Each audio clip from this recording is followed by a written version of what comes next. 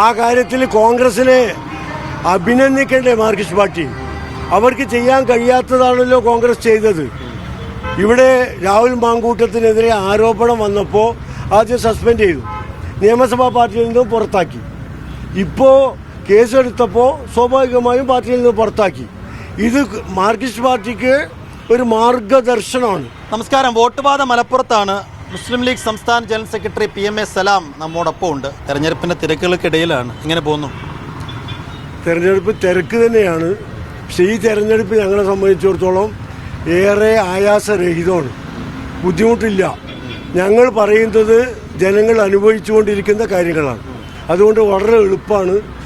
ഞങ്ങൾ പറയുന്നത് ഒന്ന് ഓർമ്മപ്പെടുത്തുക മാത്രമേ ഞങ്ങൾക്ക് ആവശ്യമുള്ളൂ. ജനങ്ങൾ അത് മുഴുവൻ അനുഭവിച്ച് ജീവിതത്തിൽ കഴിഞ്ഞ 9-9.5 കൊല്ലമായി അനുഭവിച്ചു കൊണ്ടിരിക്കുന്ന യാഥാർത്ഥ്യങ്ങളാണ് ഞങ്ങൾ മുന്നോട്ട് വെക്കുന്നത്. അതിന് അറുതി വരുത്തണമെന്ന് ജനങ്ങൾ ആഗ്രഹിക്കുന്നുണ്ട്. അതുകൊണ്ട് ഞങ്ങളുടെ പണി വളരെ എളുപ്പമാണ്. ഈ തെരഞ്ഞെടുപ്പ് തീരെ ഇല്ല എന്നാണ് തോന്നുന്നത്. കഴിഞ്ഞ കാലങ്ങളെ അപേക്ഷിച്ച് വളരെ ലഘുവായിട്ടാണ് ഞങ്ങൾക്ക് മനസ്സിലാവുന്നത്. അതുമാത്രമല്ല, UDFൽ അഭിപ്രായ വ്യത്യാസങ്ങൾ ഏറെ കുറഞ്ഞ കാലഘട്ടമാണ്.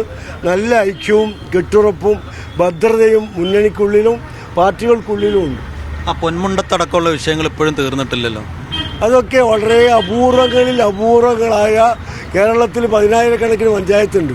അതിൽ ഒരു പഞ്ചായത്തിലുണ്ടാകുന്ന ഒരു കാര്യം പർവ്വതീകരിക്കേണ്ട ഒരാവശ്യമില്ല. അതൊന്നും ഒരു ഇഷ്യൂവേ അല്ല. അപൂർവമായിട്ടേ ഉള്ളൂ. അതൊന്നും ഏൽക്കാനും പോകുന്നില്ല.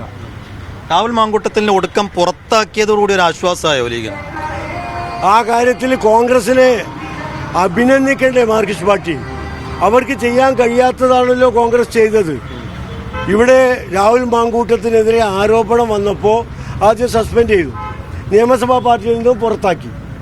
ഇപ്പോൾ കേസെടുത്തപ്പോൾ സ്വാഭാവികമായും പാർട്ടിയിൽ നിന്ന് പുറത്താക്കി.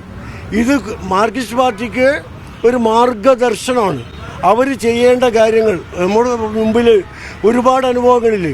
ശ്രീ മുകേഷ് CPMൻ്റെ പാർലമെൻ്ററി പാർട്ടിയിൽ അംഗമല്ലേ, അദ്ദേഹത്തിന് പേരിൽ പരാതി വന്നു. ഹേമ കമ്മീഷൻ റിപ്പോർട്ടിൻ്റെ അടിസ്ഥാനത്തിൽ പോലീസ് അന്വേഷണം നടത്തി. AIG പൂങ്കുഴലിയാണ് അന്വേഷണം നടത്തിയത്.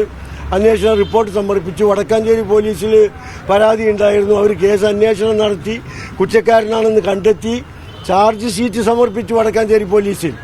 എന്നിട്ട് പോലും മുകേഷിനെതിരെ ചെറുവിരൽ അനക്കിയില്ല. പാർലമെൻ്ററി പാർട്ടി യോഗത്തിൽ പങ്കെടുക്കേണ്ട എന്ന് പോലും പറഞ്ഞില്ല.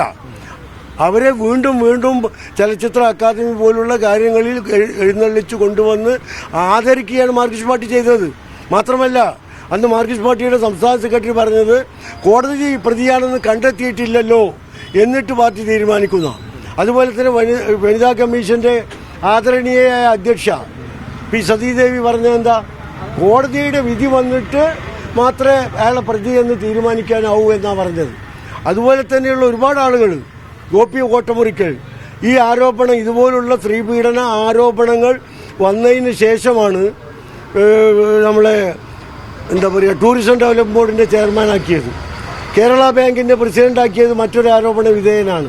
വേറൊരാളെ മുഖ്യമന്ത്രിയുടെ പൊളിറ്റിക്കൽ സെക്രട്ടറി ആക്കിയത് ഇത്തരം ആരോപണങ്ങളൊക്കെ വന്നതിന് ശേഷമാണ്. അപ്പോൾ സ്ത്രീ പീഡകർക്ക് ഉയർന്ന സ്ഥാനങ്ങൾ നൽകി ബഹുമാനിക്കുന്ന മാർക്സിസ്റ്റ് പാർട്ടിക്ക് ഈ കോൺഗ്രസിൻ്റെ മാന്യതയുടെ 10,000-ത്തിലൊരു അംശം പോലും ഇല്ല എന്ന് ഞങ്ങൾക്ക് ഉറക്കെ പറയാൻ കഴിയും.